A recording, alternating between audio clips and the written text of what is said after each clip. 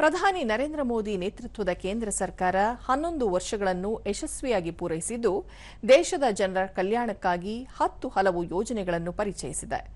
ರೈತರು, ಮಹಿಳೆಯರು, ವಿದ್ಯಾರ್ಥಿಗಳು, ಅಲ್ಪಸಂಖ್ಯಾತರು ಸೇರಿದಂತೆ ಎಲ್ಲ ವರ್ಗದ ಜನರ ಏಳಿಗೆಗಾಗಿ ಹಲವಾರು ಜನಪರ ಯೋಜನೆಗಳನ್ನು ಜಾರಿಗೆ ತರಲಾಗಿದೆ. ಇವುಗಳಲ್ಲಿ ಪ್ರಧಾನಮಂತ್ರಿ ಜನೌಷಧಿ ಯೋಜನೆಯೂ ಒಂದಾಗಿದೆ. ಸಾಮಾನ್ಯ ಜನರಿಗೆ ಕೈಗೆಟುಕುವ ದರದಲ್ಲಿ ಗುಣಮಟ್ಟದ ಔಷಧಿ ಒದಗಿಸುವ ಪ್ರಧಾನಮಂತ್ರಿ ಜನೌಷಧಿ ಕೇಂದ್ರಗಳು ದೇಶಾದ್ಯಂತ ಯಶಸ್ವಿಯಾಗಿ ಕಾರ್ಯನಿರ್ವಹಿಸುತ್ತಿದೆ. ಉತ್ತರ ಕನ್ನಡ ಜಿಲ್ಲೆಯ ಶಿರಸಿ ತಾಲೂಕಿನಲ್ಲೂ ಜನೌಷಧಿ ಕೇಂದ್ರ ಉತ್ತಮವಾಗಿ ಕಾರ್ಯನಿರ್ವಹಿಸುತ್ತಿದ್ದು, ಹಲವಾರು ಬಡಜನರ ಆರೋಗ್ಯ ರಕ್ಷಣೆಗೆ ಸಹಕಾರಿಯಾಗಿದೆ.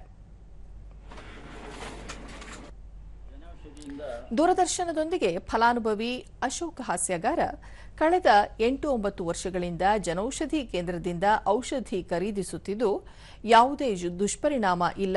ಗುಣಮಟ್ಟದ ಔಷಧಿ ಅತ್ಯಂತ ಕಡಿಮೆ ದರಕ್ಕೆ ದೊರೆಯುತ್ತಿದೆ. ಗ್ರಾಮೀಣ ಪ್ರದೇಶದಲ್ಲೂ ಈ ಕೇಂದ್ರಗಳನ್ನು ತೆರೆಯಬೇಕು ಎಂದರು. ಜನೌಷಧಿಯಿಂದ ಸಾಮಾನ್ಯ ಜನರಿಗೆ ಅನುಕೂಲ ಆಗಿದೆ.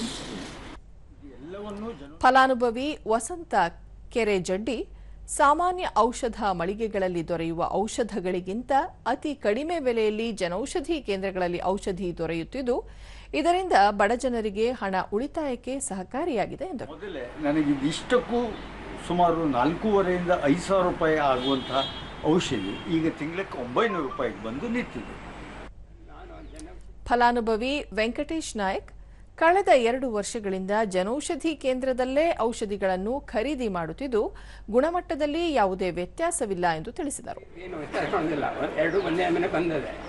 ಮತ್ತು ಇದು ಸುವಿಧ ಆಗ್ತಂತ ನಾನು ವಾಪಸ್ಸು ಉಪಯೋಗ ಮಾಡ್ತಾ ಇದ್ದೇನೆ.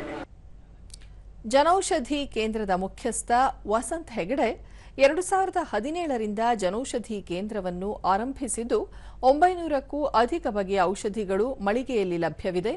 ಪ್ರತಿದಿನ 250ಕ್ಕೂ ಹೆಚ್ಚು ಜನರು ಇದರ ಪ್ರಯೋಜನ ಪಡೆಯುತ್ತಿದ್ದಾರೆ ಎಂದು ಮಾಹಿತಿ ನೀಡಿದರು. ಆಮೇಲೆ ಶುಗರ್ ಮಾತ್ರೆ, ನೋವಿನ ಮಾತ್ರೆ, ಅತಿ ಅವಶ್ಯಕವಾದ ವಸ್ತುಗಳು ಇದರೊಳಗೆ ಸಿಗ್ತಾ ಇದೆ. ಸುಮಾರು 900 ವೆರೈಟಿಗಳು ನಮ್ಮಲ್ಲಿ ಅವೈಲೇಬಲ್ ಇದೆ.